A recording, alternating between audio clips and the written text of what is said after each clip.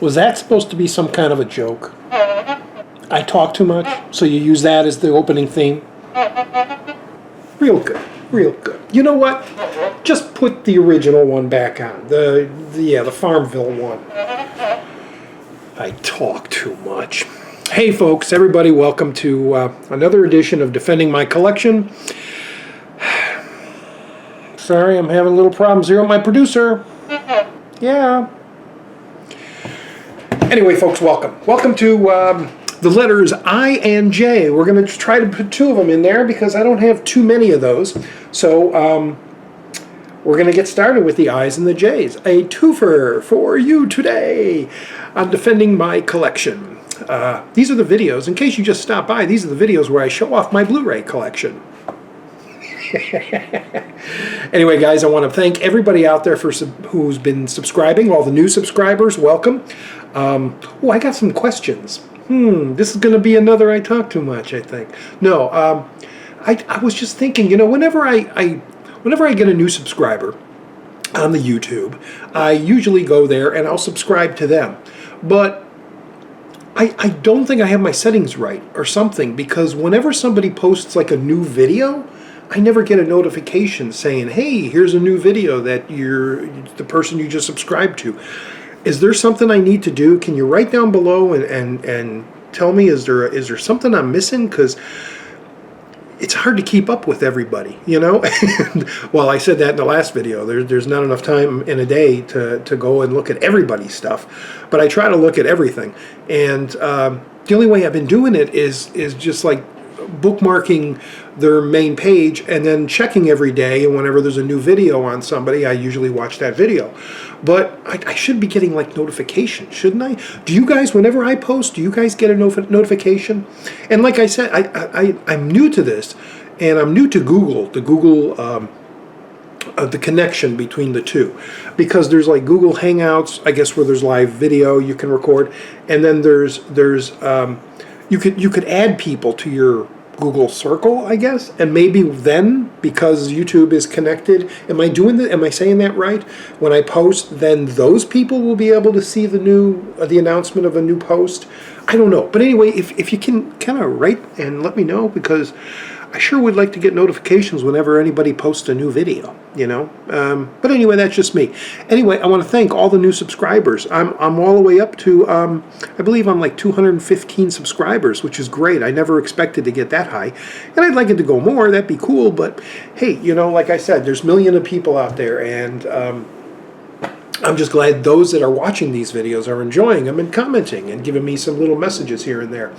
Want to give a shout out to a collector called The Collector, who, you know what? I'll put his link down in the message box down below. He's a new guy. He's got more movies than me, and he's like, should I do videos too? And I was like, yeah, do videos. Let's see your stuff. So he's doing it. I think he's up to the D's now. And I want you guys to go over there and subscribe to him, because he's a pretty cool guy, and he's got a really good collection. And all the other people out there, you know, hi, I'm continuing to watch your stuff, and I'm not getting too involved with the contest. There's a lot of contests starting all of a sudden. But I did skin slips, that last one. But I'll be doing them. I want to get the collection done, and then I'll probably start doing little videos like reviews or updates, or not updates, but yeah, well, you know, like when I get a new movie, I'll show it off type of thing. Pickups, that's what it's called. Anyway, let's get started with the eyes. Why don't we, you know? Because we've already been 7 minutes, and I'm gabbing my mouth away. I'm gabbing my mouth away. Could be another day. Don't put that on there. Don't put that song on there. I don't like, you know, yeah. Okay, so first up, this is a... well, this is a remake of a remake of a remake. This is, I enjoyed it. I have issues with the CGI. I wish they didn't make them like blood. Talking about I Am Legend, the Will Smith movie. Has its moments. I like the original ending that they have on here. Where does it say? Includes alternate theatrical version with controversial ending, not rated. Controversial. I like it. I like it. My favorite is Last Man on Earth, the Vincent Price. I mean, I really like that take on it. And then we had Omega Man, which is very dated, but it's got Charlton Heston. It's my Charlton Heston. What would an ape do with a doll that talks? Dr. Zaius. I Am Legend. I like it. It's all right. It's in the collection. No, fantastic, but it's there. Now here is a masterpiece. I totally agree.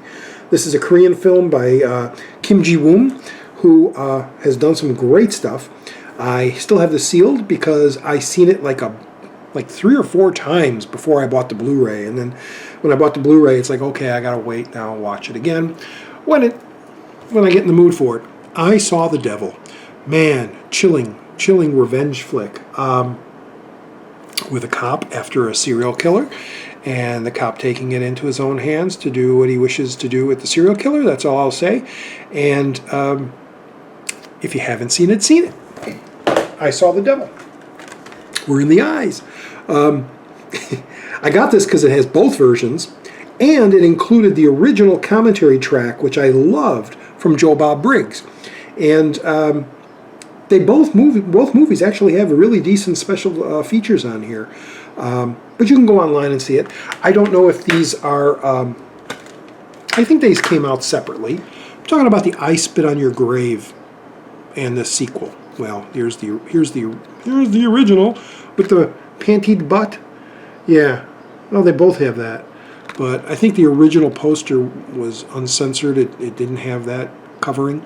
Anyway, yeah, the original. Not a movie I want to watch a lot, but like I said, the Joe Bob Briggs commentary is really damn funny. Didn't mind the remake. I thought they did a pretty competent job with the remake. Gets a little Saw-ish with the torture she does to the victims, but the rapists at the end of the remake. But again, I love the original because of its just raw grittiness. I was talking about that in the last video. The last house on the left and the chainsaw, very raw, grittery. It's very grittery. I don't know which version out there is good or not. If there are different versions of this, I believe there are. But when this came out, I just picked it up and I watched it, and I was happy with the transfer. So I'm not looking for perfection, but for what this movie is, I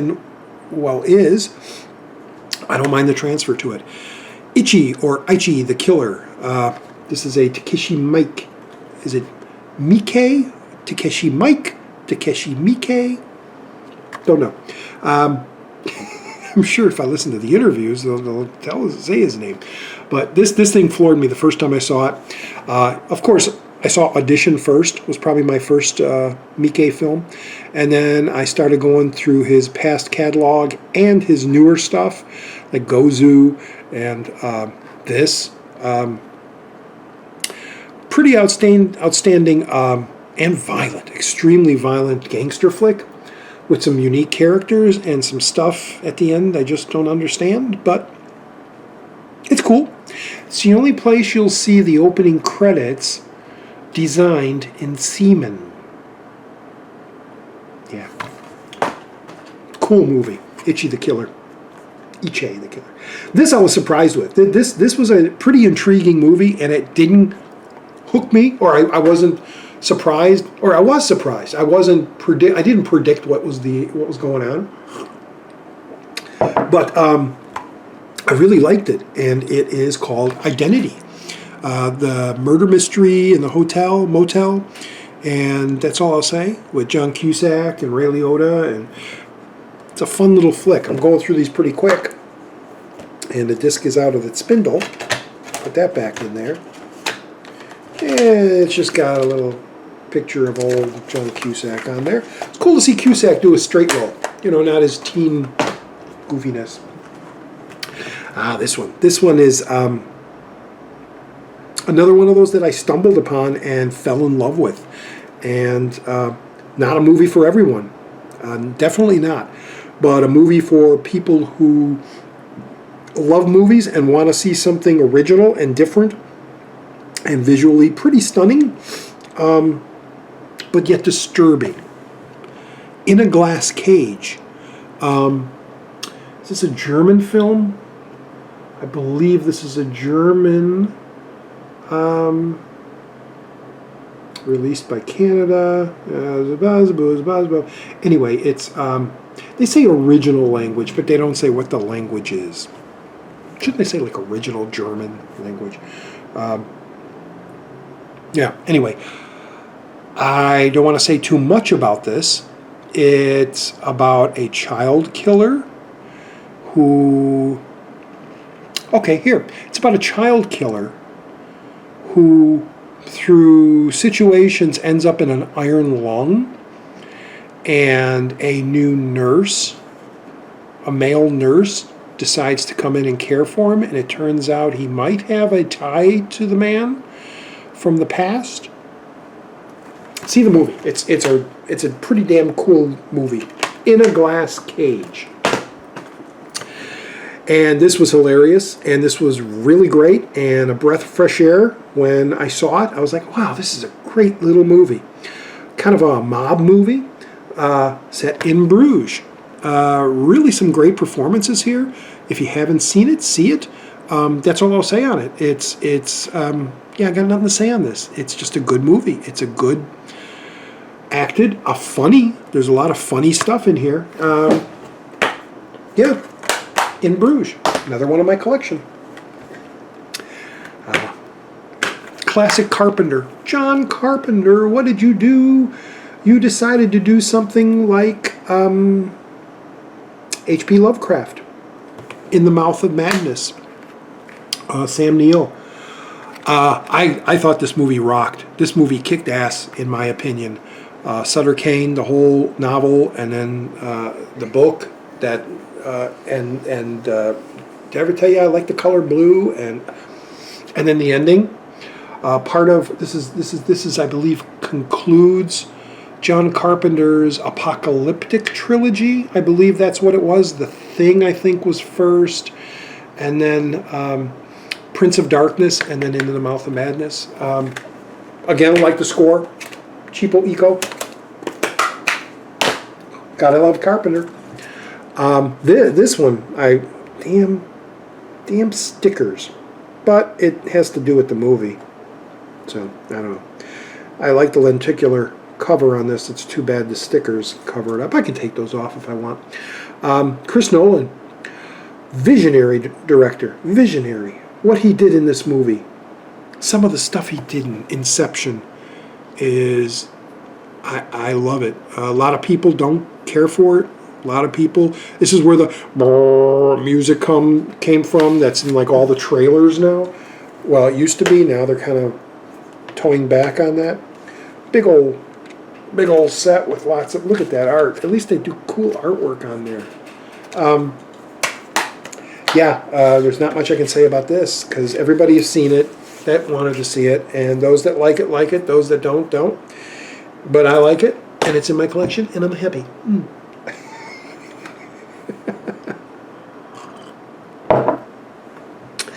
Childhood flavor. Childhood flavor. I gotta love that. Childhood flavor. I shouldn't even say that. That doesn't sound right.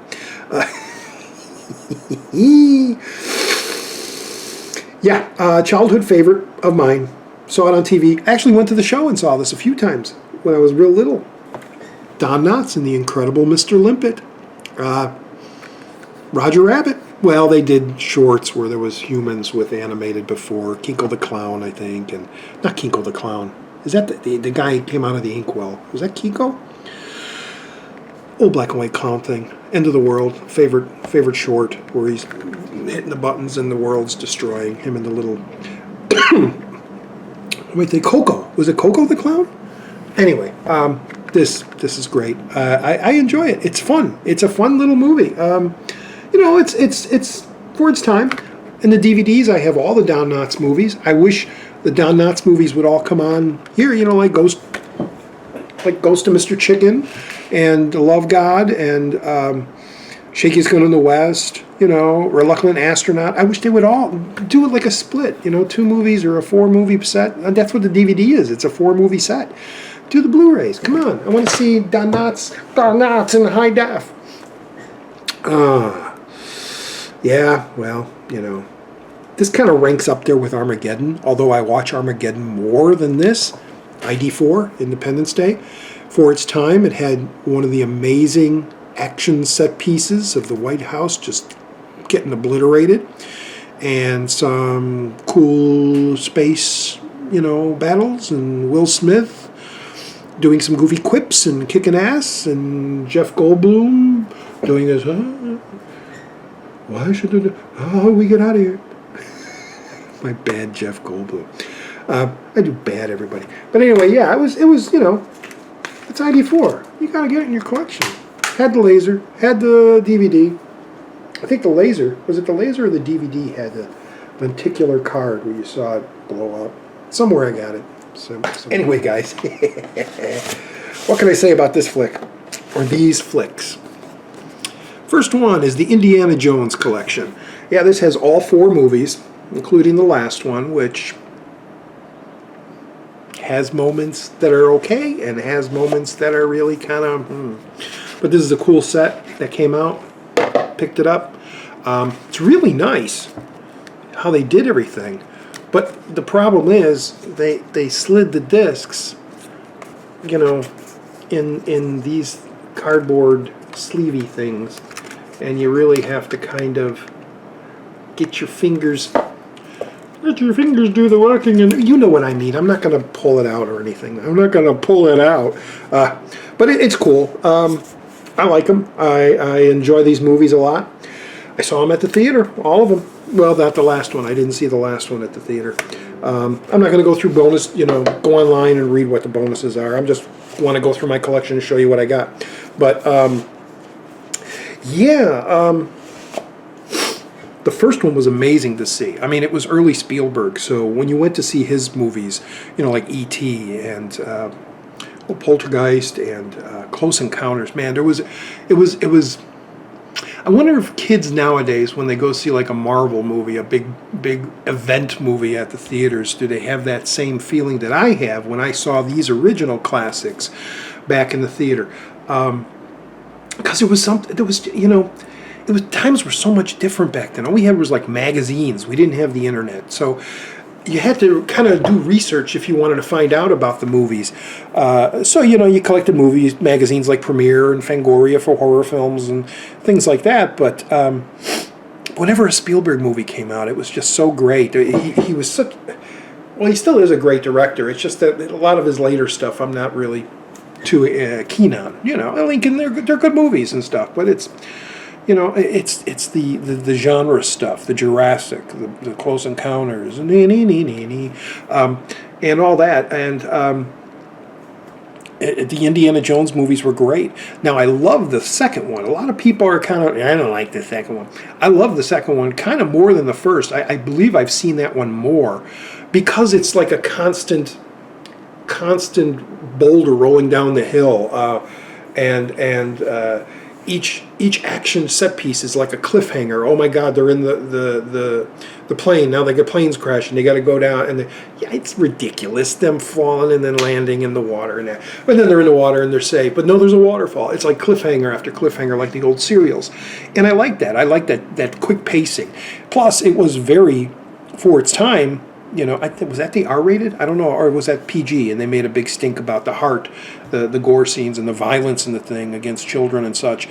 But just a great flick. Third one was great with Sean Connery as his dad. Great casting on that. But the thing with Hitler and then signing the thing, that was kind of cool. But there were some issues on it that I don't like. It was kind of like, oh, Nazis again. But anyway, it was all right. Fourth one, the aliens. Well, that's a weird face. Anyway, I got the big collector set. So. Anyway, what's the next flick? In the eyes. Oh, this is fun. I love this. I bought this on an import from England because it wasn't available here other than I think on DVD, but I wanted the Blu-ray. I'm a Blu-ray guy. And it's an Attack of the Bug movies. You know, it's one of those. It fits in there. It's called Infestation, and it's the big, you know, with the coating. Yeah, it's from England. Got Ray Wise in here. He's always funny. The action starts right away. There's like no half-hour setup before everything happens. I mean, the guy wakes up and he's in a cocoon, and that's how it starts. And then the monsters.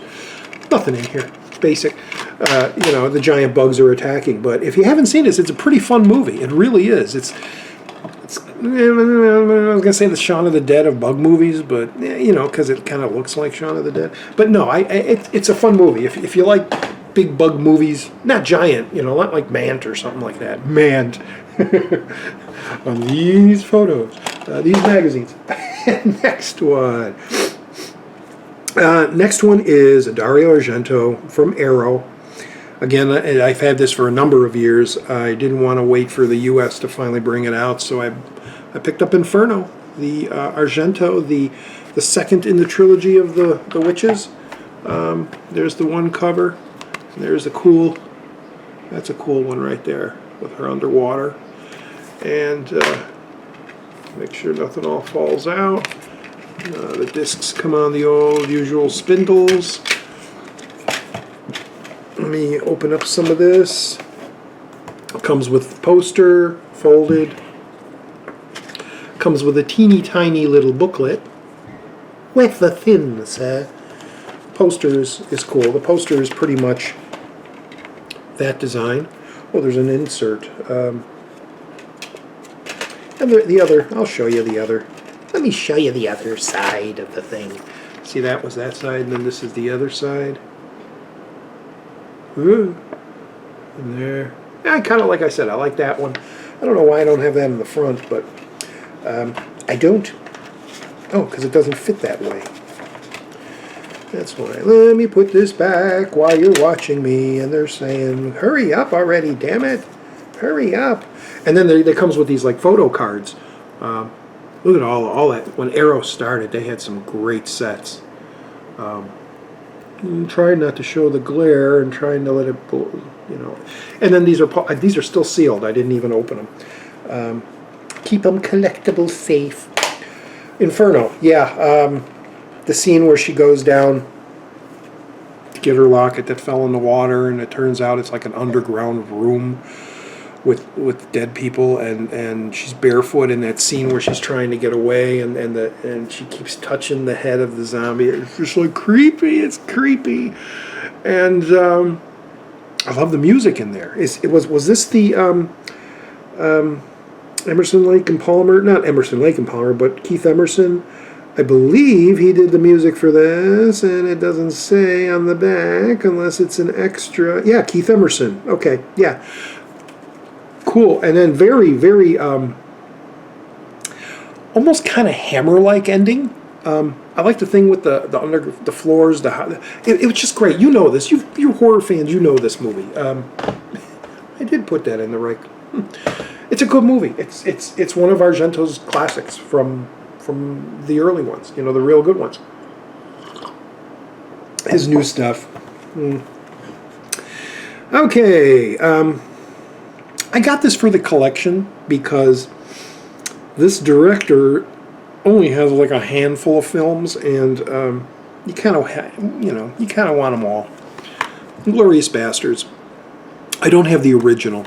I was kind of hoping the original would be on here as an extra, but you can get the original. It originally came out with Bo Spence, the original from the 70s, which I kind of like better than this. I wish this was a remake of that movie. But it wasn't. He went his own way and used, all that modern type music. And Christoph Waltz, of course, deserving of the Oscar. He is just amazing in the thing. Just didn't do much for me. It has moments. It has some great scenes in it. But it's not one of my favorite Tarantino flicks. So, but I needed it in the collection. Price came down, and I got it. Here's one. This one I bought sight unseen. I heard a lot of things about it. A lot of really good things about this movie. and you can kind of see it. And then I watched it, and it almost put me to sleep. It really did. The Innkeepers. And everybody, it's great, it's fantastic, oh, it's scary. I've mentioned this lots of times. Ghost stories and stuff don't scare me because in all my 55 years of life, I've never had an incident where I was, there was a ghost or I saw anything or felt scared in the middle of the night, like there's a ghost coming. Didn't they used to say if you saw a ghost, you're supposed to throw keys at it and the ghost will disappear? I don't know where that came out. Is that just something the mom told you? And but it does have some good, it's got one of my guys in here, Pat Healy, who I really like. And Ty West, he's a competent director, but I just, blood freezing, terrific. And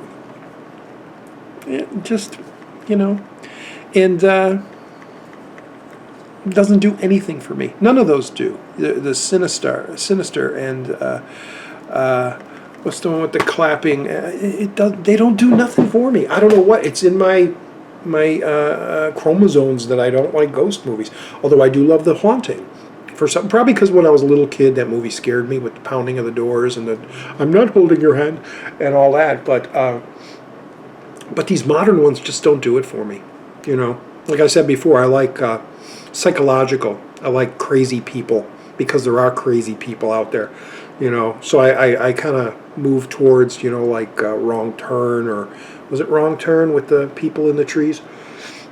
And Chainsaw and stuff like that. That stuff scares me more than ghost tales because to me it could really happen.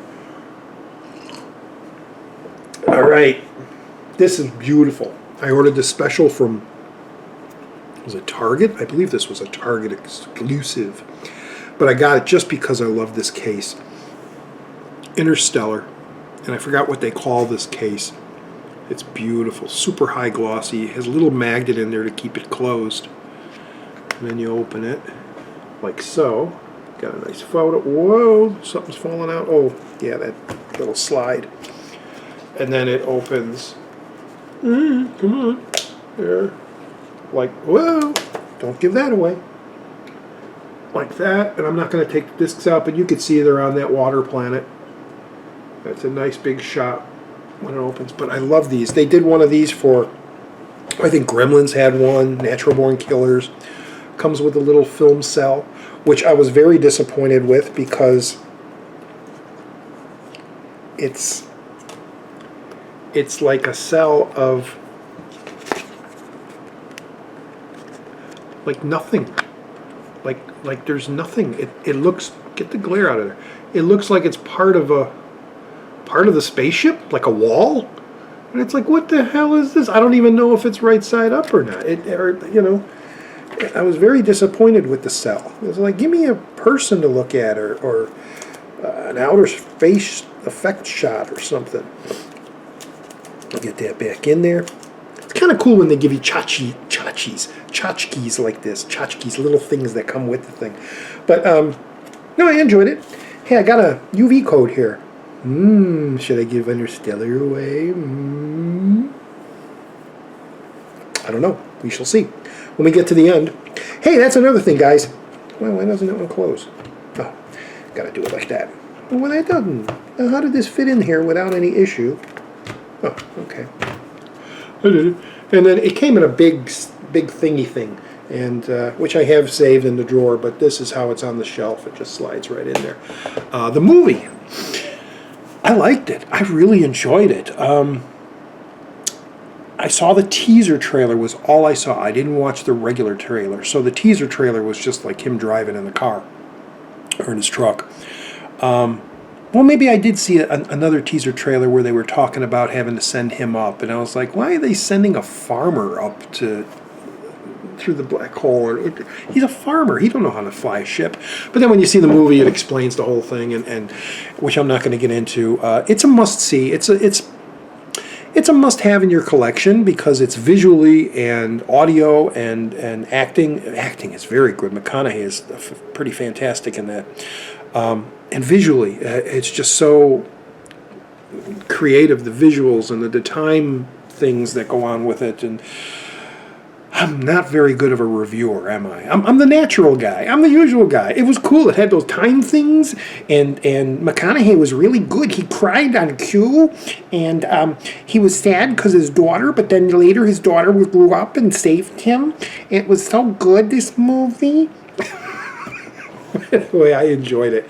Kick ass on the sound speakers, man. It really rumbles, and but the visuals are outstanding, and it's an interesting movie. People might have a little issue with the ending, how it all works, but I didn't. I enjoyed it for what it was, and I'm glad to have it in my collection. Oh, and it did come with this big fat book, which is really cool. It's hard to show people.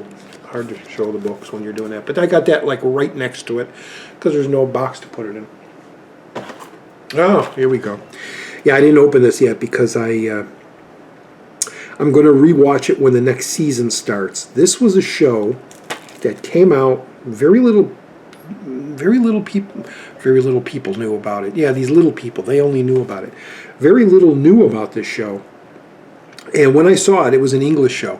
When I saw it, I was on Facebook just saying, "You guys got to see the show. You got to watch the show. It's amazing. It's an interesting take on the zombie thing, but it's very, very smart.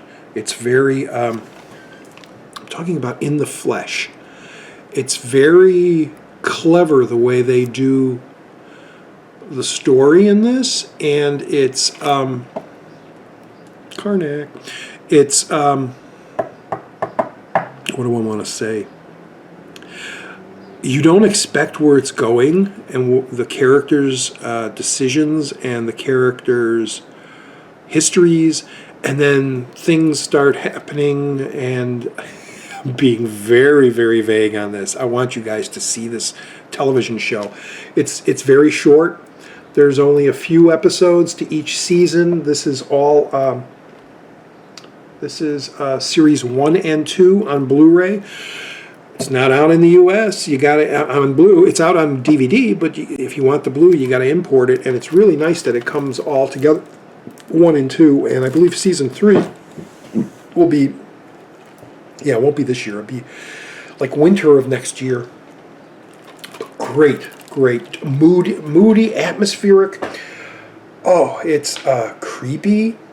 But it is a very clever take on the zombie phenomena. Not phenomena, but the zombie story. You know, the apocalypto. This is an early.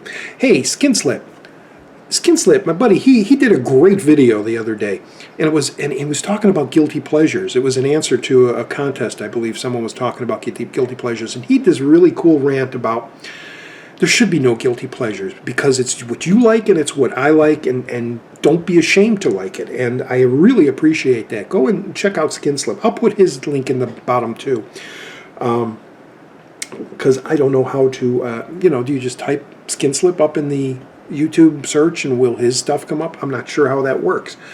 YouTube is weird, man. You search for one thing and you get all these other weird stuff, and you're like, why did that come up in the search? Anyway, so this was a first. I always said when I was younger that my fantasy life would be, of course, writing and directing, and maybe even acting and film, which I stumbled along the way. It was a rocky road, but my ultimate goal was to, well, it wasn't a goal, but it was something I always wished, that I would have like a beautiful beach house, a house on the ocean, and have a boat, and just spend time. Because when I was young, man, I went to Florida maybe 4 or 5 times when I was in my teens and even younger with my parents. And I just loved Florida. I loved the beach. I loved the salt water, the taste of it. Not that I drank it, but, just the feeling of the hot humidity. And I just loved that. And to be able to just sit up on a deck somewhere and just see the ocean. And it's just so great. So there's a lot of movies out there that I am attracted to because they take place in locations like that.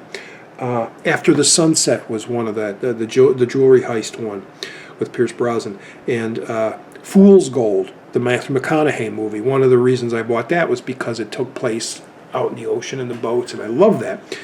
Most of my Bond movies, like Thunderball, I love those movies.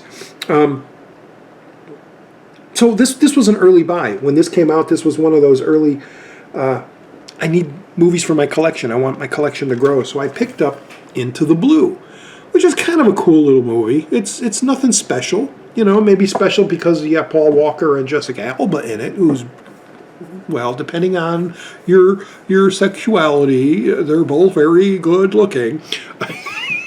They're both very hot. Although I lean towards Miss Alba. Or is it Mrs.? Did she ever get married? Anyway, so, yeah. Now, if this came out, I'm sure it would be Cheapo-Eco, but no, it's the full. Well, there is some little images on the back, but not much. But I enjoy it, and I love the look of it. I love the feel of it being out in the ocean, you know, type of thing. There's the back. It's one of the real early ones, you know, where they had the stuff on the side. But yeah, it's weird. It's weird when I do these videos, because I don't know really what I'm going to talk about. Like that, why would I bring that up? Well, I brought that up because it was kind of like an excuse why I have that movie. And I'm not, well, it's a guilty pleasure. It's because I'm guilty that I didn't have that, I don't have that beach house now. I'm in a little apartment, you know, with all my movies, and I'm happy, you know. That's the way life goes somehow. But I never know what I'm going to say on these things. And it sometimes amuses me and makes me go, wow, why did I go down that road? But I'm hoping you guys enjoy it, and I'm hoping that's why you're still watching, other than just me showing off movies. But I like I said, I'm glad you guys are all watching it, and I hope you get some ideas for some movies you probably never thought about getting. Maybe my regular guy reviews of these little flicks will entice you to go out and pick it up. Maybe not at the full price, but when it comes down. Anyway, this thing, you know, I'm a 3D fan. And I could have swore when I saw the trailer for this, it said it was going to be in 3D. And I says, well, that's going to rock. That's going to be amazing visually. And when it came out, it was just 2D. And then when it came out on Blu-ray, it was just 2D. But I got it anyway because I'm a sucker for disaster flicks. And I like to see things blow up and buildings fall down and all that. And I took a chance, and I love this movie. I watched this movie twice in the week I bought it. I'm talking about Into the Storm. And it's not, you know, it's like Earthquake. It's like Towering. It's not great, but it's got some really pretty amazing visuals. And if you know, have a bowl of popcorn and a couple beers, it's a great kick-ass movie. And it got the slip cover. It's got the slip cover. Ooh. And it's got the code. But it comes with the DVD and the blue. And kind of disappointed it wasn't in 3D. But c'est la vie. La vie. But I enjoy it. It's get it if you want. Or rent it on Netflix and check it out. If you like, you know, disaster films. Because there's a lot of people getting blown around and buildings coming down and flame tornadoes and stuff like that. It's a fun little actioner. So enjoy it. La, la, la, la, la. I was going to say,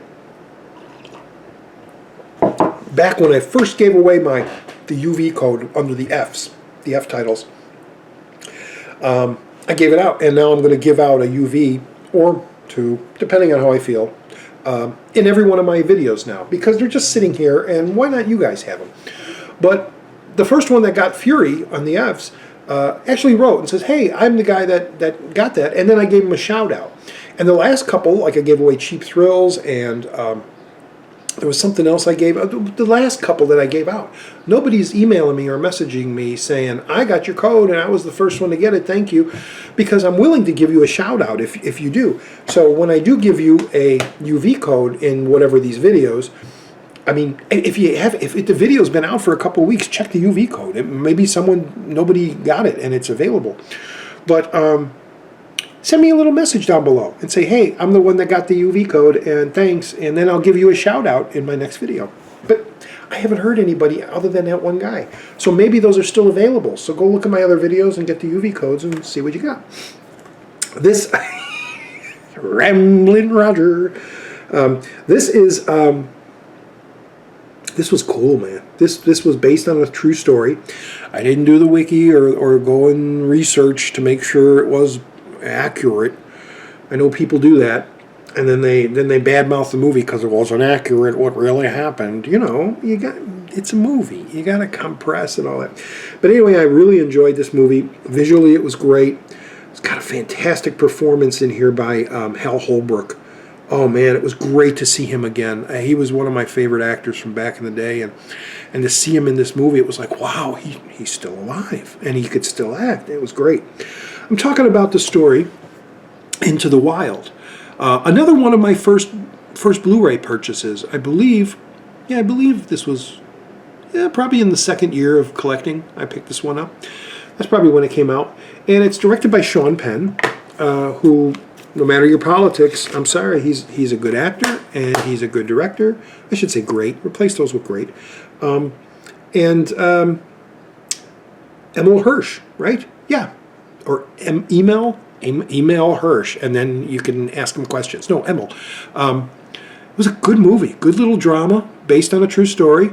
Kind of sad, the ending. No spoilers, but if you haven't seen it and you're just looking for something to watch, like, you know, on a Sunday afternoon or on a rainy day, put this in and really pay attention to it. It's really good. It's a cool story, and it's based on a true incident.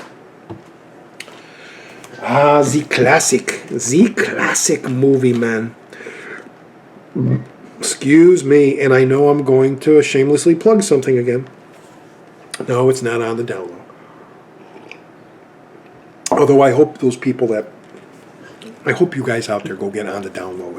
It's a cool movie that I made with my buddy Tadio. This is a classic. This is wow. I got Kevin McCarthy and Dana Winters' autograph on a lobby card, and I got to put it up. If I'm not going to go get it and show it to you, I'll show you my autographs and stuff in another video in the future. But I'm talking about Invasion of the Body Snatchers, the original classic with the slipcover. Nothing really in it but the disc and a little card here with some like movies and TV show stuff. I don't know why. Well, I know why. But anyway, I saw this baby as a little kid, man. A little kid, true. Maybe 8, 9 years old on the telly. And a little sticky. I probably back then I didn't really get all the communism take on the thing. But I knew that people were being replaced, and the ending really shocked me. Him running down the street, "You're next, they're coming!" Frightening. And then I remember, and I don't get the chills anymore, but I used to at the very end when they're going to, I guess, lock him away or something. And the guy comes up and he says, "Oh, we had a truck that overturned. Funny thing, it was full of these like seed pods." And it was like, dun dun dun. And Mel Cooley is like, "Oh my gosh." Mel Cooley. And it gave me chills when I was a kid. Every time I saw that scene, it was like, oh, they believe him now. They're gonna maybe catch these aliens. And it's sliding out. Hey, it's nice out, leave it out. I need another drink. But this is the classic. This is great. They really cleaned this up. Remastered it. They cleaned it up. It's beautiful in widescreen. Because all those years back in the day, we used to watch it on pan and scan on the 4x3 TVs. But just great stuff. Scary stuff. Oh, I got his autograph too. What was his name? King Donovan. Yeah, I used to work at the Blackstone Theater downtown in Chicago as an usher, doorman usher. And whenever the celebrities would come there to do shows, I would get their autographs. Nell Carter, Dustin Hoffman, David Bowie when he was there for Elephant Man. Dustin Hoffman was doing Death of a Salesman. What was her name? Famous dancer, elderly actress. Not Eartha Kitt. Oh, I can't think of her. Geraldine Page. Geraldine Page. I got all these back there. The programs autographed by these people. But anyway, King Donovan, who's the in the remake, it was Jeff Goldblum's character. I got his autograph. He was in a show. But anyway, talk about autographs. Great movie, great movie. And then we got to talk about Invasion of the Body Snatchers, the remake, done by Don Siegel. No, Philip Kaufman. That was Don Siegel. Don Siegel makes a guest appearance in here as a cab driver. But I am right about that, right, Don Siegel? Yeah, Don Siegel. This movie, this one, it's like they're remaking Body Snatcher. How's that going to be? Frightening. Really, they really touched a nerve in this. The music score is it's kind of electronic, and it fits the movie so well. It fits the mood of this movie, and Donald Sutherland and Karen Allen, please be Karen Allen, or my mind is Brooke Adams. Oh my God, why do I think Karen Allen? Why Karen Allen? That's right, she's nowhere. Anyway, Brooke Adams and Jeff Goldblum and Angela Cartwright, and it's just great. And Leonard Nimoy, one of the roles where he's not Spock, and people go, oh, he's a different character. But visually, the way it's shot, the reflections in the mirrors, when he's on the street and all the people in the bus are just like looking out the window. It was just like a guerrilla shot, but it works because it's fitting, you know. And the guy in the phone booth looking to get in, and director, and it's just great. It's just great, and the addition of that, and the calling, and I love this movie. I love this movie so much, and it's got the Blu-ray, and then it's got a DVD that's a flipper disc. Why is the Blu-ray a flipper disc? Maybe it's not. Maybe it's just on one. But geez, they couldn't even print anything. It's just like one of those old. But it's got quite a few extras on here, which are pretty cool. Yeah, and back when this came out, which was 78. Was this 78? Yeah, 78. I was in college at the time, and here's the shameless plug. Go on YouTube, go into my channel Donstar, and I have to talk about why I call it Channel Donstar. One of these days I'm going to tell you, because that's a unique story. Yeah, go into my channels, go into my playlists, or just go down the videos, but playlists you'll find it better, and it's under miscellaneous, and look for Invasion of the People Canners. When I was in college, a group of us had to make a little short movie, a 10-minute movie, and it was supposed to be a Roger's Wandering Stories. It was supposed to be just a narrative, like a documentary or something, and you were going to narrate it. So it was the first time using sound. I should talk about this on the. I'm going to tell you real quick. You were supposed to just do narration and stuff, and Bill Goodmanson and Rich Lamberti, the guys that I made the movie with, were like, well, we could do sound. We could kind of sync it up, couldn't we? If we don't have a lot of dialogue, but if somebody says, "Oh my God," or something's wrong, you can kind of match up if we do the voice, and maybe we'll get extra credit. And so we did. And we made this goofy little movie of, instead of pods and instead of duplicates of people, the people actually turned into cans. It was simple because everybody had cans, and they were, it was right at the beginning of what do they call it, where you start separating your garbage. I can't even think of that name. Recycling. And so there were bags of cans everywhere, so he would confiscate them, and then we'd have like shots of us, and you can see it, where we're running, and we had like fish wire, or not fish wire, but like not piano wire, but string and wires and stuff. Long, and then tie them to the cans. So we'd be running, and the cans look like they're following us, and then we make a turn, and they would turn, and they're just bouncing on the street. But it's a funny little film. It's a bizarre little film because we got a little bizarre, and that's what makes it cool. And then when we did it, we started trying to promote it, and what we would do is like take all these cans, and we'd go to Columbia College, and we would ring for an elevator, and then put all these cans standing up in the elevator, so nobody can get in. You'd have to like push them aside to get into the elevator, and we would set the elevator off and we go. And then when we were mixing the sound, which the sound guy there at the time was really impressed. He's like, most people are coming in with 1 or 2 soundtracks, a music and an audio. You guys got, like, I think he said we had like 8 different audio tracks. We had presence, we had music, we had sound effects, we had dialogue, and they were all, so all that had to have been mixed. And when he was watching us mix the movie, the sound guy, he was like, you guys wouldn't happen to know anything about somebody putting a bunch of cans in the elevators, because the faculty's kind of looking for those people and they're not too happy. We're like, no, I don't, that's not, we don't, you put cans there? I didn't put no cans there. I don't know nothing. I don't know nothing. We did it. But anyway, and then the movie kind of, because it was unique. I remember our teacher, Michael Ratberg, I can't think of his last name.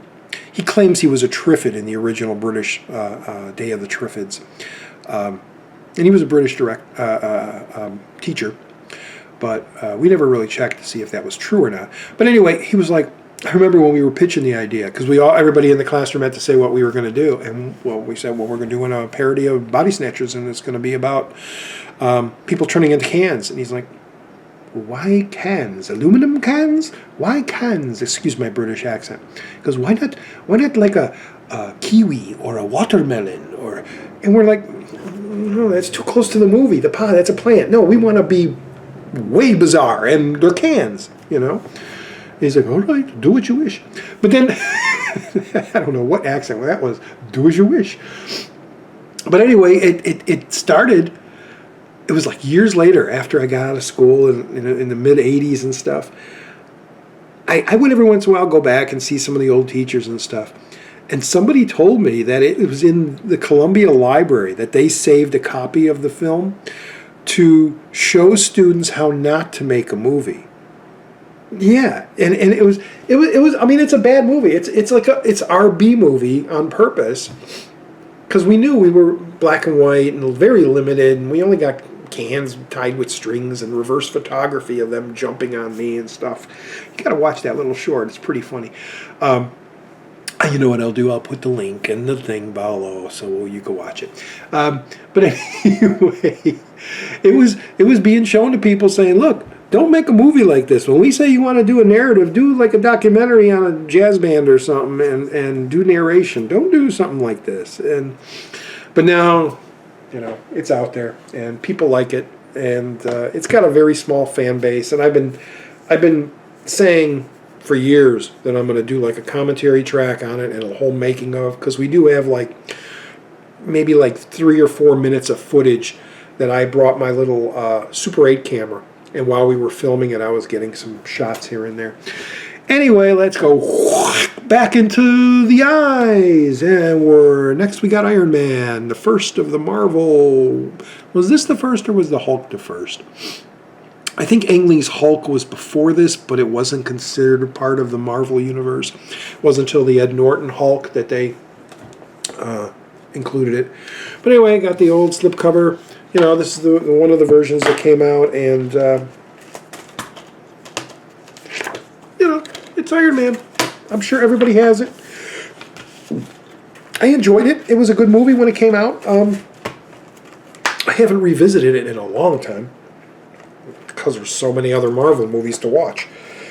And I'm kind of hoping, because everything after Iron Man 2 that they did on Marvel, they released in 3D. And I'm kind of hoping they might go back and remaster this in 3D, although I doubt it, because 3D is now starting to get the bad rap. And it's such a shame, because for those that are 3D fans and have the 3D sets and are always looking for 3D content, and there's hundreds out there now of 3D content on disc, it's a shame if it does go away. Because it really does enhance the viewing experience if you have 3D. And Iron Man 3 looks beautiful in 3D. Say what you will about the story, but in 3D, it's pretty damn cool. This is great. And I have to thank Skinslip again. He showcased this on one of his videos, and I said, oh, I got to get that Steelbook. Iron Sky, the director's cut. And actually, the director called in on one of his shows, and they had a little interview. It was really great. On one of his video, I think, Google Hangout chat things. But anyway, I saw this movie before. Never saw the director's cut. And this is a nice set. It really is. Comes in a nice book. I'm not going to show you the back thing, but it has a nice 2-disc set. And it comes with a nice little book. Crazy-ass B-movie. You know. If you know it, you know it. There's a sequel in the works. I saw the trailer, and Hitler's riding a Tyrannosaurus Rex. So who knows where that story's going to go. But Iron Sky, it's a beautiful Steelbook. I really enjoy it. I'm glad to have it in my collection. It's a funny movie. If you're in the right frame of mind. Ooh, it's cold on my temple. It's a cool movie. So check out Iron Sky, the director's cut, if you get a chance. It's really good. All right, say what you will about Michael Bay, but I enjoyed this movie. I equate it to kind of like a loosely based remake of Logan's Run, but with clones. The Island, Ewan McGregor, and yeah, the Scarlett Johansson, eye candy. The action set pieces are amazing, and heartbreaking. Michael Clark Duncan when they're dragging him away, and that's heartbreaking. But but I enjoyed it.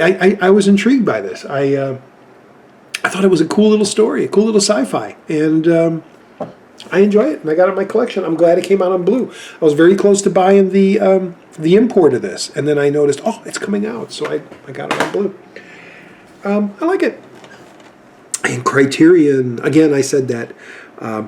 Somebody wrote to me. I think I mentioned it in one of the other videos, that I should do a contest where, and I'm sure there are people that have a Criterion title for every letter of the alphabet, and to show them off, and talk about them. And this is a Criterion in my eyes, and I'm so glad I got this. A lot of people were a little upset with the transfer, that it wasn't perfect, but knowing its history and being the age that it is from 1932, it's the best it's going to look, and I'm glad Criterion did it. I'm talking about Island of Lost Souls, the original with Charles Lawton. Again, chilling at the end when they're attacking him, and you see him going into the medical cabinet and grabbing all the little utensils and hearing him screaming. It's like, what are they doing to him? Cool movie. Remade a few times. Unfortunately, Richard Stanley, the version I was waiting for, got fired, and that production went all to hell. There's a new documentary about him, I believe, called Lost Soul, which just came out on Blue. And I need to pick up. A little high in price, but I got to get it anyway. But yeah, this is great. Comes with a really cool booklet and famous quotes on the back there. But the booklet is really nice. This is one of those movies that I saw lots of times on the old Creature Feature. Are we not men? On the Creature Features television show, which every city had like a horror host show. And Creature Features used to show a lot of the old black and white Universal, the Bat and the Raven and all those. Excuse my sniffling. But I used to see Island of Lost Souls on there a lot, and it was cut, for television. So it's really great. It was really great to see this. And I have no problems with the transfer. It's like, what was the Lugosi movie that just came out? Devil Bat? No. I can't think of the name. White Zombie. White Zombie? Oh, my God. My memory. Anyway, and people had issues with that, and I thought the black and white and everything looked great. And, film stock is film stock, but I'm just rambling, Roger. Yeah, this came out, and I had to get it. Again, after The Innkeepers, which was one of the first modern horror movies that I was told you must see. It's really good. That was a blind buy. But after that, whenever somebody says you must see this horror movie, it's really good. I'll usually get a rental copy and watch it before I actually purchase it, because I'm not gonna, don't want to get fooled again. But and there's like maybe not even a handful of ones that came out in the last few years that really hooked me. I was like, now that's a cool idea for a story. The Babadook was one. The other one was It Follows. And we got the old It Follows. It just came out. What was it, last week, the week before? Cool idea for a story.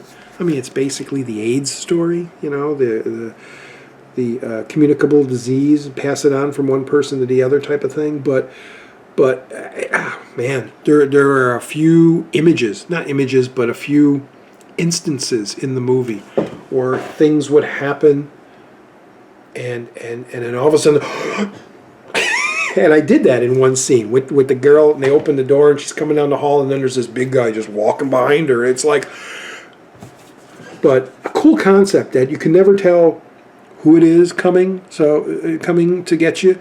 So you have these scenes like where characters are sitting. There's a scene where characters are sitting in a diner and they're talking, and you can see the outside, and you see this figure just walking closer and closer, and the scene's going on, and you're like looking out the window. You're not looking at them. You're looking. It's coming closer. That might be that might be it. I really liked it.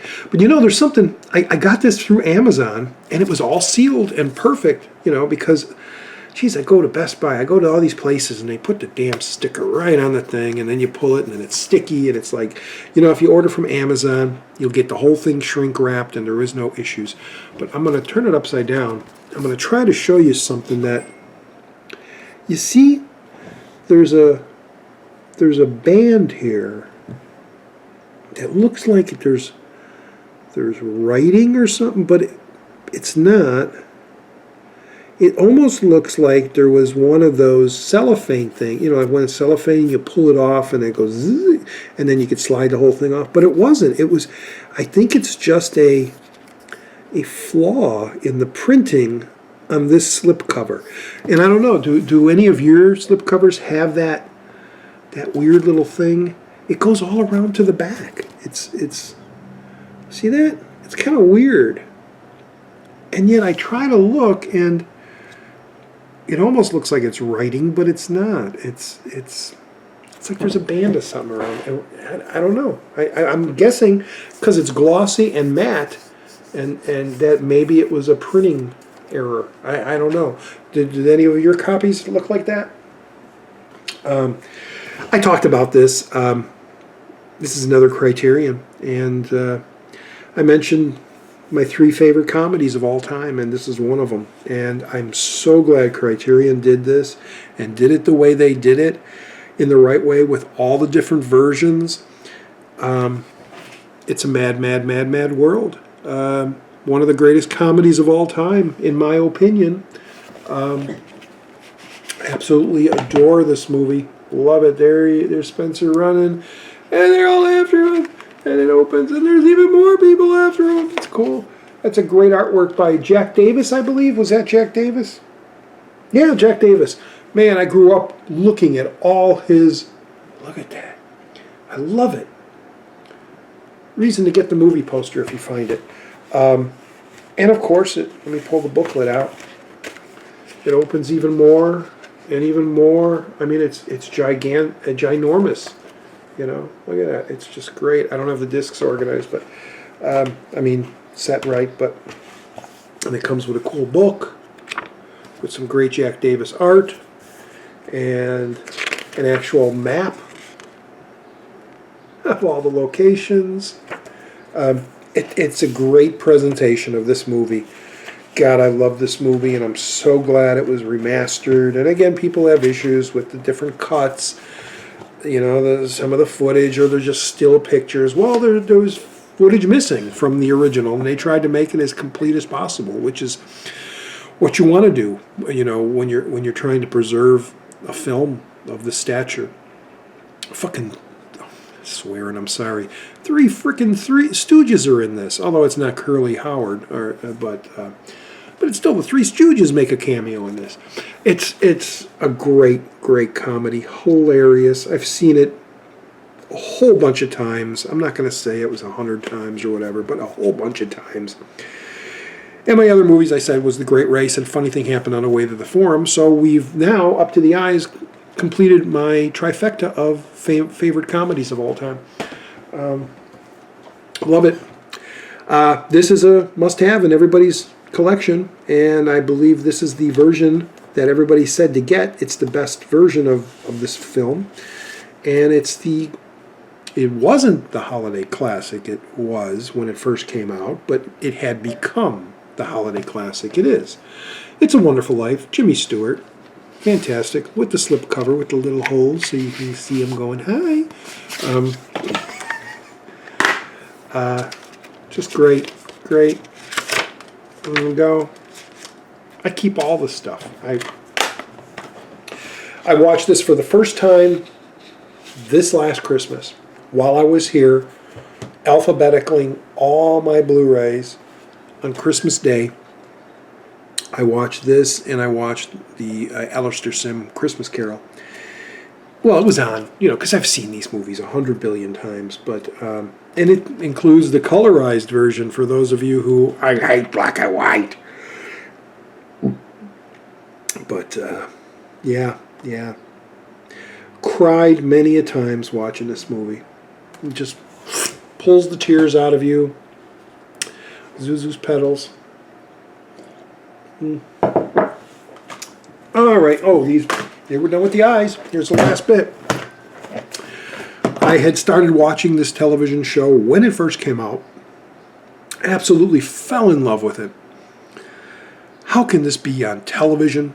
And it was around the second season, or near the mid-second season. I was talking to people about it. I said, "Are you watching this show?" No. Oh, you should really watch it. You like Seinfeld? Yeah. Imagine Seinfeld on acid, and you got this show. What are you talking about? These characters, man, And the first 4 seasons, of course, were on regular 4:3. I think they were all 4:9. No, maybe they were 16:9 full screen. But they hadn't come out on, high def wasn't around. And, well, it was around, but they weren't producing them in high def. And from the season 5 on, they started to come out on Blu-ray, and I started collecting them. Talking about It's Always Sunny in Philadelphia. What a great ass show. There's season 6, season 7, season 8. And the humor's not for everybody. Kitten Mittens, I'm smitten. You'll be smitten. Oh, and Dayman and Nightman. Oh, great concert, great song. One of the DVDs has a live performance of that episode with the cast on stage, and it's hilarious.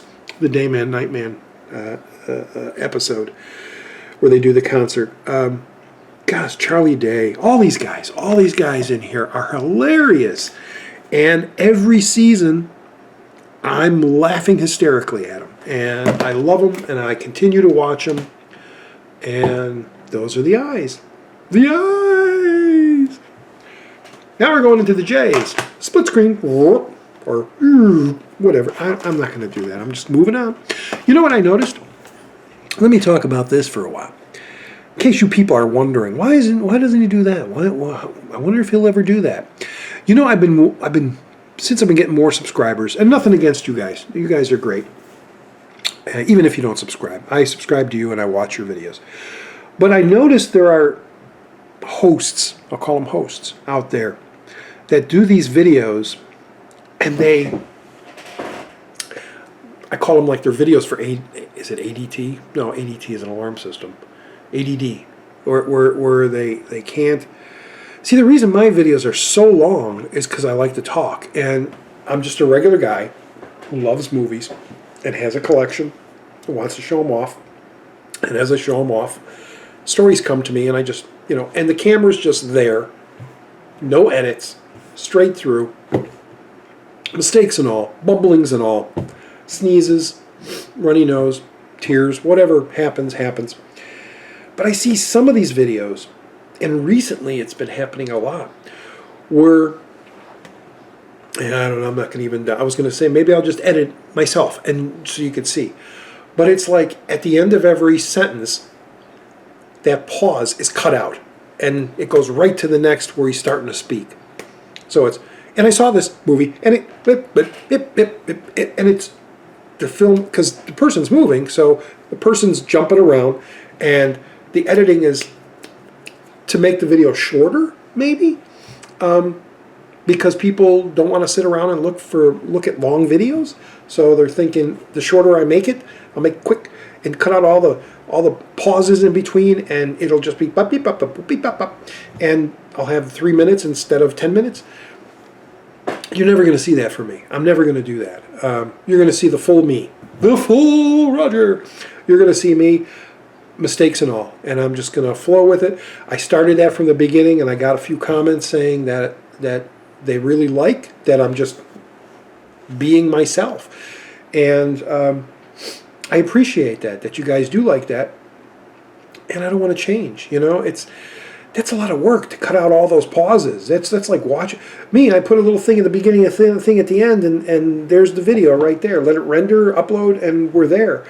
And hopefully you guys will sit back for an hour or two, and yeah, I know I talk too much, and watch it on your big screen or whatever device, your mobile. I asked that the last time, and a lot of people told me how they watch, and that's cool.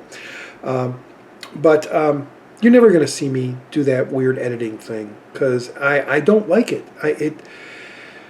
It's like fingernails on a blackboard to me. It's like, just talk. Don't cut. If you make a mistake or you flub a line, fine. But to do it after every sentence, after every little phrase you say, to cut a little tiny bit of silence out to just throw in the next line, I don't like that. No sir, I don't like that at all. Another thing I'm not going to do, which I go to some of my favorite video sites, and then I see, like, when I click on the page, I see all their videos when I click on their video thing, because then you could see from the posting date, in an order, the more recent to the older. People are making their thumbnails with their goofy faces going. I'm not going to do that. As I got I when I was in theater, there was a really great guy. He's still out there. I believe I'm a friend. I still am a friend of his on Facebook, although we don't talk that much, called John Boss. Very talented actor, singer, performer. Back when I was in theater, he used to call me Old Rubber Face because he's like, I'm amazed at you, Roger. You can, you could just make a different expression, and it's like, I don't know. He used to call me Rubberface. And then Jim Carrey came along, and then Jim Carrey was Mr. Rubberface, and he is great. Got nothing against Jim Carrey, and I'm not trying to be him. I would make goofy character things. And you watch People Canner, and you go frame by frame. It's like every frame I'm making a different, look. But in full motion, I'm just, But anyway, I see those little icons, and people are going, oh, no, you're not going to get that from me. To me, that just looks cheap. I don't know. Maybe it's something you're doing so then when they always say make a catchy thumbnail, so people will see that picture and they go, oh, I want to look at that. So maybe when you're watching a video on YouTube and you see all the others on the side and you see one that's like, you go, well, that's a funny guy. I want to click on him and see. Not going to be me. That's why I'm the most basic. You see my collection, you see a little title, Defending My Collection, the A movies. That's all you're going to get. What's in the box? You're going to have a box with a question mark. Maybe I'll write what it is, comics or whatever.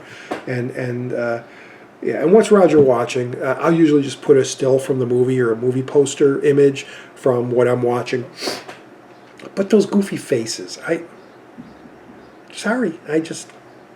not going to do it. No, sir, I'm not going to do it. So, don't ask. Don't ask. You'd just say, shut the F up and go to the next movie. All right, first one on the J's. I love Jackie Chan. I love the early Jackie Chan from the 70s and 80s. God, I love those movies. I saw a lot of them in the theater, secondhand theater, when I was growing up. And that was back before they were dubbed, when you had to read subtitles. And I really, really wish... I guess the only way you can really get them is import them. But a lot of times, if you want to import the Jackie Chan movies from Japan or China or wherever you import them, they won't have English subtitles. They'll either be in their original language, and that's it. I just really wish that his catalog of movies, his older movies, would come out, clean them up, reinstate. Miramax, I believe, had the rights to all his movies, like Super Cop and Rumble in the Bronx, I think might have been the first one. That they brought the movies here and they edited them and they changed the music score to them and they did horribly bad dubbing with them. And I just don't, I cannot watch those movies when they're dubbed like that. I have most of my Jackie Chan's movies, the early ones, I have on DVD. And I've gotten them from either fans who had made the English subtitles and burnt them onto a disc. And same with the Godzilla movies. A majority of the Godzilla movies that are not out on Blu-ray, I have on DVD, and they're basically DVD-Rs from a fan somewhere in the world that I bought them. Or they were originally from Laserdisc. I think originally Laserdisc had the original English subtitles with the original language. Then they had a lot of cool extras on the tail end of them, which were on the disc. So, yeah. So anyway, I gave in because sometimes I just want to see Jackie in 1080p. And even though they're edited and they're badly dubbed, I picked up a Jackie Chan 6-movie film set, and it's got a lot of his 6 of his classic films on here. It's got Operation Condor and Condor 2, Armor of God, which I love. The Armor of God, the full extended version, which people say kind of ruins the flow, but there's stuff missing from the little hotel that they stay at and some of the desert stuff, and then the ending in the air with the wind machines and that. There's a lot of stuff edited out of there to shorten that, pick up the pacing of the thing, I guess. But I love Armor of God, Project A and Project A2, Supercut, and Twin Dragons, where he's like a twin, which is a fun movie. You know, one is a mechanic and the other one is a pianist, and hilarity ensues. But I love the Jackie Chan flicks, man. I really wish they would clean them up, remaster them, and you know, I don't think it'll be in my lifetime. Let's put the J's here. We're starting. I'm going to need a little drinky winky. Looks like I'm going to be sipping through these, but we don't have too many.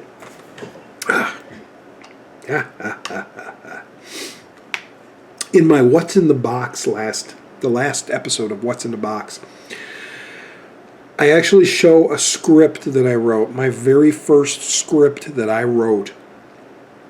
By the way, if you're only watching my Defending My Collection videos, go back and look at my What's in the Box videos, or even the What's Roger Watching. But the What's in the Box are really fun to watch because I'm a collector of a lot of crazy stuff, and a writer and producer and director and all that funny stuff.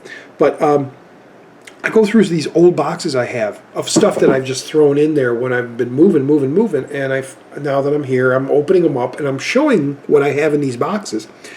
And a lot of times I'm giving away that stuff. I'm just saying, you want this, email me, pay for the shipping, I'll send it to you. You know, magazines, books, posters.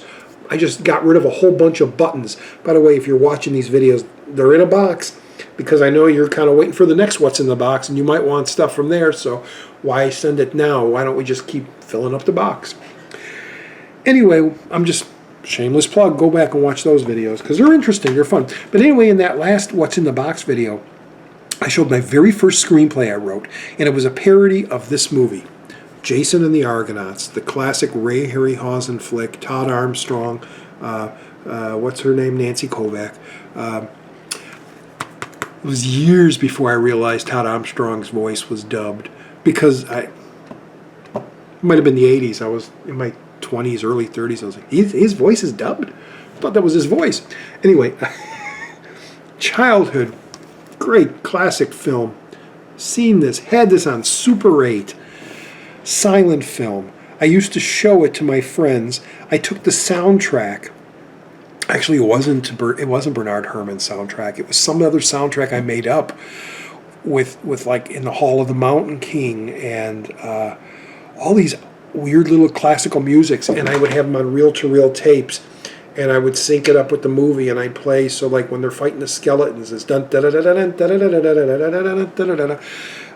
What was that song? I can't think of what that was called. But anyway, classic music I made, and then I would play them with the thing, and I would sit back there, and when the little words would come up, I'd read them.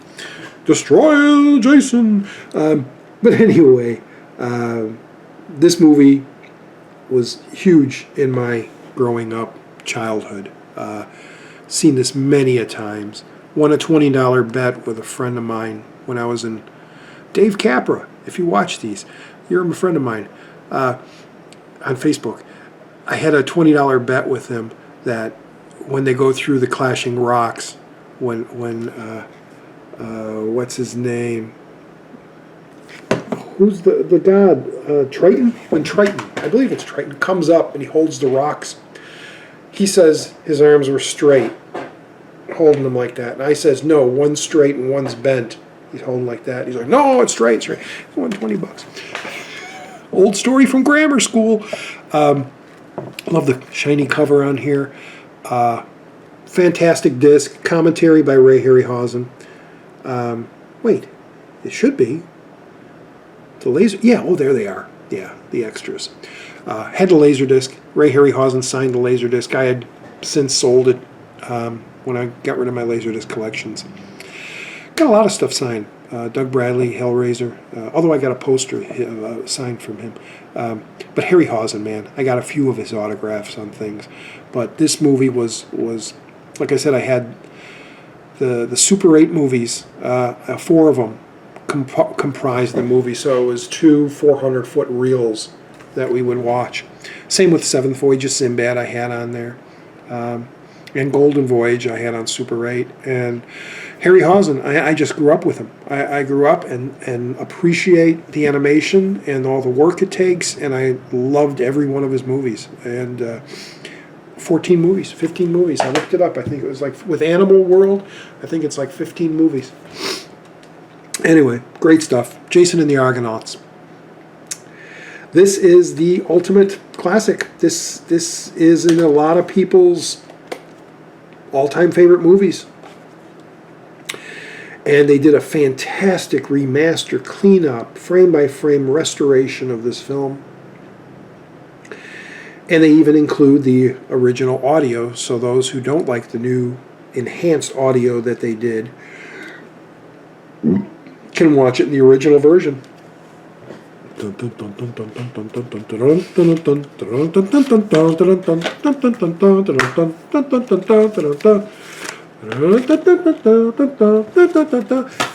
to that soundtrack over and over and over again when it came out. You know the movie. You know how great it is. Can't say much. I was in the theater, jumped way out of my seat when that head fell through the hole. Just a great summer movie. And they're now replaying it. They're playing it in like outdoor venues. Some place they just did one by like a poolside or a lakeside, where you can be in the water while you're watching the thing. Just a great.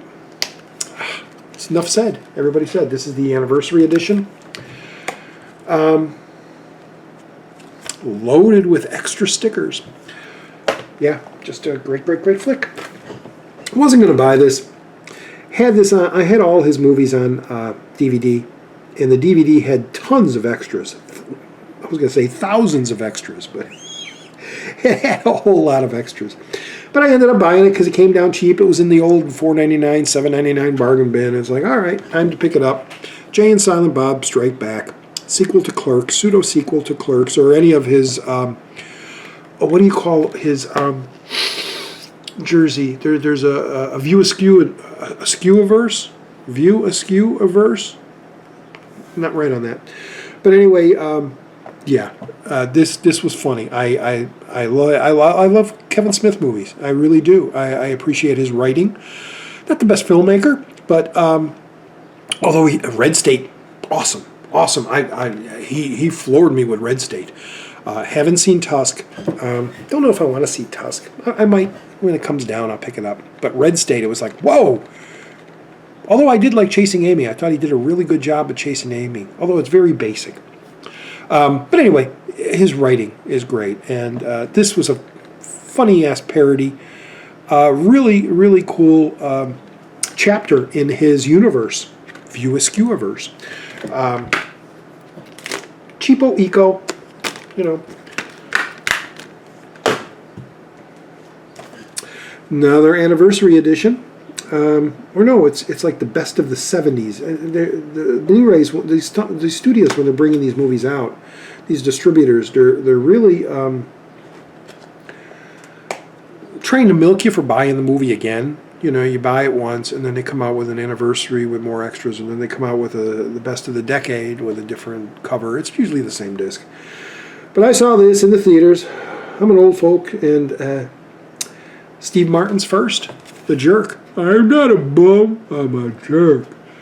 And it's cool with the decade ones, because they tell you, like, what was at the theater, what were the best songs, what was the best on television, what was in the headlines at the time the movie came out. Cool slipcover. Wow, ultraviolet on this too. Probably expired. Expired. Do not discard. Required to activate. Anyway, yeah, you know the movie. You've seen The Jerk. If you haven't seen The Jerk, please see The Jerk. It's a very funny movie. Yes, sir. It's very, very funny. Ha ha ha ha. I was born a poor black child. Yeah. Great flick. Oh, well, we haven't gotten to the R's. And if we did do the R's, you would know why I got this in the J's. Jewel of the Nile, which is the pseudo-sequel to Romancing the Stone. Michael Douglas and Kathleen Turner. Not as good as Romancing the Stone, but being it was only like the one little sequel, pseudo-sequel, I decided to pick it up. It was a real super cheapo, so I got it. I bet it's Eco Cheapo. Yep, Eco Cheapo. But still, it's cool to have. It had a cool song. It had a hit song. When the going gets tough, the tough get going, I believe. And there was a music video with them on stage with Danny DeVito dancing, and I can't think of who the singer was who did that song. But anyway, I enjoy it. It's fun. Like I said, it's not as good as Romancing the Stone, which I was a big fan of. Saw it in the theater, saw it a bunch of times, had it on DVD, VHS, all that. This one not so much, but I picked it up just to be a completist. People pretty much want to stay away from this because of the history with the director, but I really enjoyed the movie. The ending, not so much. The ending kind of confused me, but I'm not going to get into that. I really enjoyed the opening to this. I liked the mystery of it. Talking about Jeepers Creepers, the history. I mean the storyline of how it goes along and the cops. And I love when you first realize he has these wings, which is really kind of a creepy scene and kind of cool. But I like it. I like this movie. I have no qualms about it. I got it when it came out. Well, it was cheap, but this single version I got comes with an audio commentary, deleted and extended scenes, last looks, theatrical trailer. And then the sequel came out, but I didn't buy the sequel separately. I bought it when it came out in a 2-pack. And I was like, well, it comes out with 2-pack. I got both of them. I can get rid of the other disc. No, I'm not getting rid of the other disc because there's no extras at all on these. So I'm hanging on to this because it has the extras. Don't have any extras to the second one, but I did have the DVD. I believe I gave the DVDs away. But I don't care the second one too much. It's a bunch of kids in a bus, and the creatures out there, the creepers out there. But the opening was cool with Tim Thomerson. I believe it's Tim Thomerson and his son in the corn stalks, and that opening was really great. Is it Ray Wise or is it Tim Thomerson that comes by in the truck? I don't remember. I haven't seen this one in a long time. This one I put on maybe, well, it wasn't this last Halloween, the Halloween before I watched it. But I like the Jeepers Creepers movies. They're okay. It's a monster. You know, it's one of our modern monsters. Not necessarily great, but it's a cool monster flick. This one kind of surprised me. No, I don't want to see it. I don't want to see it. No. Just like with the Tom Cruise one that came out where he's like a hitman or something. I was like, well, I don't want to see it. I don't want to see it. But then I started hearing some really good things about this movie. And I was like, and then it came down in price, like $14 or something like that. So I picked it up. John Wick with the slipcover. I really enjoy. Oh, okay, here we go. Cool. At least they got discard on the discs. Violent as hell. Great action. Well, it's not great. He's getting revenge for them killing his dog. But it's. I'm going to do this now because most people might try to be smart and go to the end of the video to see the codes. But I'm going to give you a code now for John Wick. How about that? If you never gave Keanu, you know, everybody badmouths Keanu, but he's good in stuff that's good. If you know, Matrix, he's good. And, you know, John Wick, he's awesome. Does his own action stunts. Well, not stunts, but his own fight. It's him. They're not CGIing a stunt double or anything. That's him fighting. There's some great action scenes in this movie. Violent. So I'm going to give those to the first come, first serve.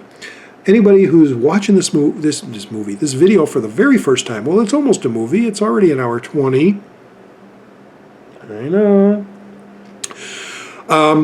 But we're almost done. The first one that will see this will have the opportunity to get the digital copy of John Wick. So here it is. We put it up there. Let it focus. There you go. And it's a great movie. I hope you watch it. I hope you get the digital copy and enjoy it. Okay, you could have stilled that if you want. There it is, John Wick. Steps. I'm just going to let you see where you got to go. MovieRedeem.com. Okay, that's enough. Could have stilled it and looked. You're welcome. Enjoy. Enjoy John Wick. I really enjoyed the movie, and glad to offer it to you guys who collect the UV codes. Wow. You know what? Before we finish, we're going to finish the J's, but I want to give out a UV code for the eyes. So let me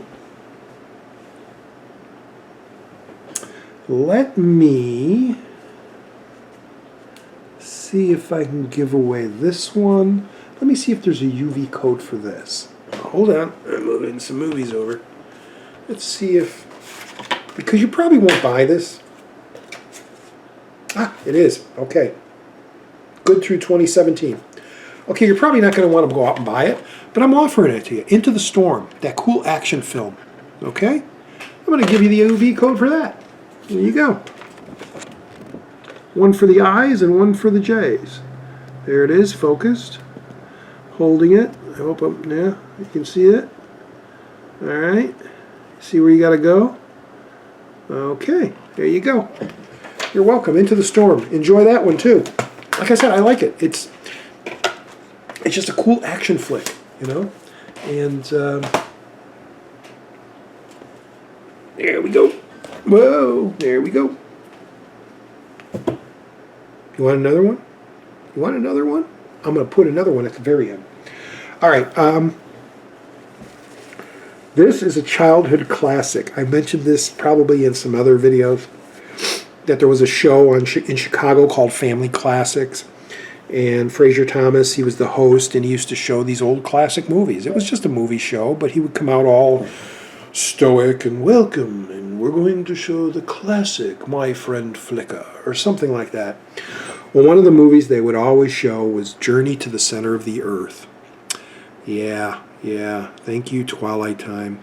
Thank you for releasing it a year ago in a terrible crappy version, and really thank you for remastering it in a 4K restoration for this version.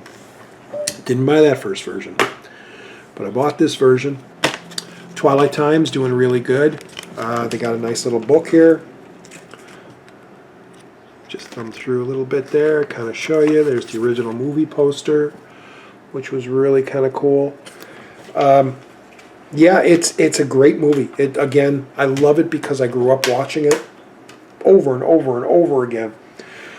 Brilliant Bernard Herrmann score. I love Bernard Herrmann's score from this. Oh, this is Twilight Time, by the way, and it's like a limited to...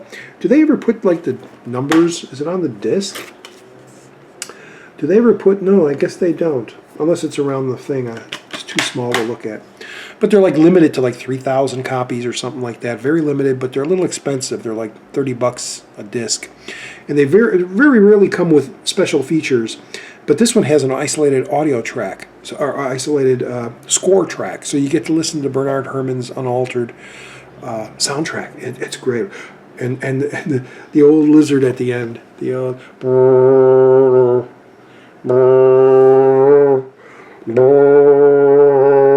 I love that. When we were kids, we would do that.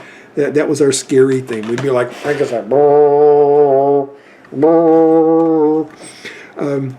but there's some beautiful music in this. This and Mysterious Island are like my favorite Bernard Herrmann. Well, geez, there's so many.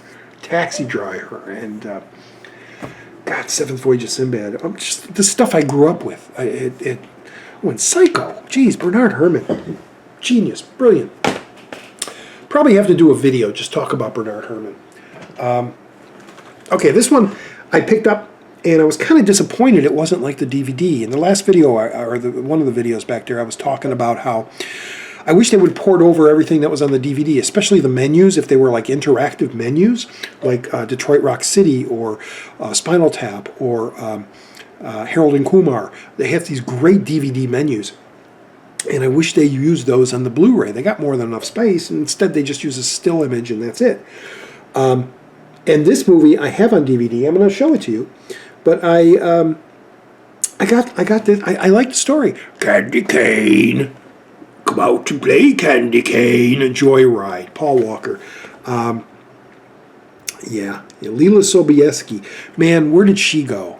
She was like, she looked so much like. What's her name from Mad About You? Won the Oscar for the where she's the nurse for the oh, what the heck is her name? But you don't see her much other than when she did the nurse, the Oscar role a couple of years ago. But anyway, Leela Sobieski, it looked like her. It was like you're twins. But anyway, I enjoy this. This was a fun little ride. It was a joy ride. But like I was saying, I got the DVD still, and you know why I kept it? Look at that. The special features were outstanding. But they had like 3 different endings that you could... Let me put it on there. There's an alternate ending, and then there's other endings. So as you're watching it, you'd have this little icon. And if you clicked on the remote, it would, seamless branching, go into that ending, and then it would play to the end, or there was another alternate ending that another icon would pop up, and you would see another. So every time you watched it, you could kind of like Clue was in the theaters. You could pick whatever ending, and sometimes you get totally lost because you're jumping from one to the other. But I wish they had this on the Blu-ray with all the different endings. And the Blu-ray basically just has commentary. It does have alternate endings, but it's not seamlessly where you can't let it just play through, like the DVD did. And I don't know if all the endings are on here. Anyway, I kept the DVD. If you haven't seen Joyride, see Joyride. Fun movie. Oh, here's one. Horror fans probably know about this. I stumbled upon reading it and says, wow, I got to see this. Another take on the zombie plague. Juan of the Dead. No, not Shaun. Juan of the Dead. This is the first. Is this Taiwan? Oh, where was this filmed? Oh my god. Oh my gosh, is this from Taiwan? I can't remember. Not so Cheapo-Eco. It's Eco, but it doesn't have holes, so it's not so Cheapo-Eco. Anyway, funny movie. Not as funny as Shaun of the Dead, but funny in a different way. It's very quirky. It's very bizarre. It's very adult in some spots, but it's a cool another little comedy take on the zombie genre, and it's worth having in your collection if you never seen it, never had it. Juan of the Dead. Pick it up before it goes out of print. 2 more, folks. 2 more. Oh. Well. Hello there. This is my one and only favorite Walt Disney animated film of all time. All the movies. I mean, I love WALL-E. Well, that's not anime. Oh, it's CGI. But I love all those other movies, the Disney films, Pinocchio and Lion King and Beauty and the Beast and all that. Beauty and the Beast I really liked. But this is my all-time, probably, what year was this? This is in the early 60s. 2019. Why don't they put it where you can see it clearly? I can't see it clearly now. It's hidden from me. I don't know what date this movie was released. And I'm boring my viewers who are just watching me look for the original date. You know, they don't have it anywhere on here. Not even in like the little cast. Anyway, I'm talking about The Jungle Book.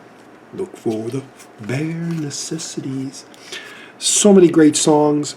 I saw this as a little kid at the theater. Whenever they would reissue it at the theaters, I would go and see it. I'll never forget, it opened on a weekend that I was having. I had issues when I was younger, and I was arrested a few times for some things that I'm not too proud of, but I remember coming home from a night in the cell one time. One night thing, they hold you. And my parents were a little I was in my 20s.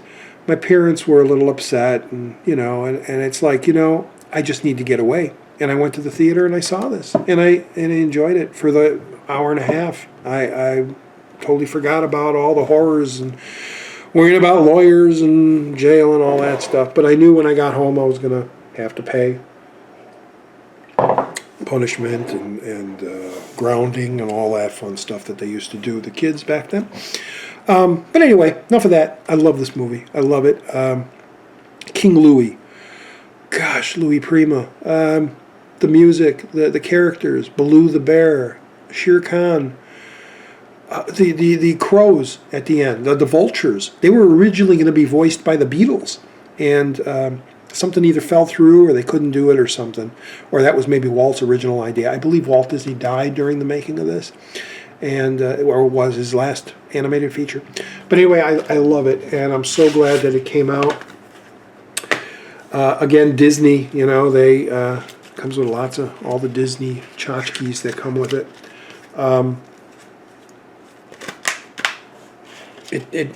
They come out with these diamond editions, and then they disappear, and you won't get them anymore. But this was like, I need this in my collection. It's my favorite Disney movie of all time, and it remains that way. So that's The Jungle Book. And our last J, of course, J.U., Jurassic Park, the collection, where everything opens up. Yeah. I don't like how mine is kind of like that. It's not straight. And even when that's in there, it's kind of like that. Anyway, you probably have the slip cover. I don't know if anybody bought this edition. Some people probably did, as opposed to all 3 separately. But, yeah, it's Jurassic Park, all 3 movies. Love them, hate them, whatever. I like them all. I got some issues with, well, no, I'm not going to give you Jurassic. It's out there. Number 3 is a little clinky. I have no problems with 2. People really badmouth 2, the gymnastics thing, which only happens in like 30 seconds of the movie. You're going to bash the whole movie because the girl does gymnastics and hits the raptor, kicks the raptor. I love that they brought Goldblum back because he was like one of the big guys of the first one. First one I adore. The first one is perfect. Enough said. Second one we're talking about. I like the stuff in the city. I like the Japanese men running away from Godzilla. I love the eating the dog in the backyard by the pool and the little boy looking out the window. All that was fun. The third one, the pterodactyl stuff. Maybe the effects weren't perfect, but I enjoyed it again. And I really like the plane wreck scene where they're trying to take off and then they crash into trees and then the dinosaur fight that happens after that. Yeah, I like the movies. I like all the Jurassic movies. Have not seen Lost World or Jurassic World. We'll be seeing that. I hear the effects aren't as up to par as they were in these, but which is why I kind of always badmouth, make jokes on them on here. But yeah, I like the Jurassic movies. I really do. What more can I say, huh? Hey, I was going to give you one more, wasn't I? Let me give you one more UV code. I'm feeling generous. It's Christmas time at Roger. How would you like It Follows? Huh? Huh? You get It Follows yet? Huh? You want It Follows? Let me give you the UV. There you go. Here's a copy of It Follows. Whoa. Let me get that focused in there. There you go. Scary movie. In scenes. Scenes are scary. But there you go. You're welcome. Like I said, I'm not using them. They're sitting here. They're going to expire on the shelf. Might as well give them out to you guys so you guys can enjoy the movies. And they don't cost nothing because I'm giving them away. Yeah, so that's we did it. Almost an hour 40. But anyway, guys, it's been another pleasure. We went through the I's and the J's. And we got the K's next. And I believe... yeah, I think we're going to do the K's and the L's together. Another 2 for next video. So I hope you tune in for that. I hope you come back and continue to watch my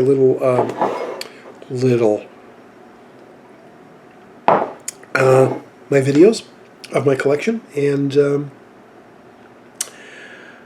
I don't know what to say about the theme song. My producer, he's yeah. I talk too much? Yeah, I know I keep saying that, but you didn't have to use it as a main theme. Just put the old theme back. Put the old clinky, like down on the farm thing. You guys, you like the original? Which theme do you like? I can't use that one because I'll have to pay copyright price for that. But you like the original theme? I'll put the original theme back right in the bottom there if you like the original theme. I don't know. But anyway, guys, I'm enjoying making these videos, and I hope you enjoy them. Most of you do. You've been subscribing, and I'm liking that, and thank you very much for that. I'll try to do shout-outs. If you got one of these UV codes, send me a quick message saying I'm the one that got that, or I got all 3, and I'll give you a shout-out in the next video. But yeah, thanks for watching these. We got through the I's and the J's. We got a long way to go yet. Long way to go. I was thinking about mixing it up and maybe start doing the 3D movies or the DVDs and kind of mix. But then maybe you guys will get confused. You're like, well, where's the rest of the Blu-rays? So I don't know what I'm going to do. I don't know if I'll just do all the Blu-rays and then jump into the 3D and then jump into the... I don't know what I'm going to do. I'm making this up as I go along, folks.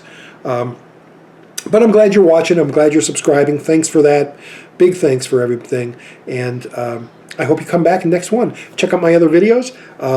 What's Roger Watching and What's in the Box. Just go to my playlist. Check out my older videos, my old goofy home movies and videos and theater performances if you want. They're all up there on YouTube, on channel Donstar. And happy birthday if today's your birthday. And we'll see you in the next video. All right, guys? Take care. Thanks for watching. And see you on the next one. Bye-bye.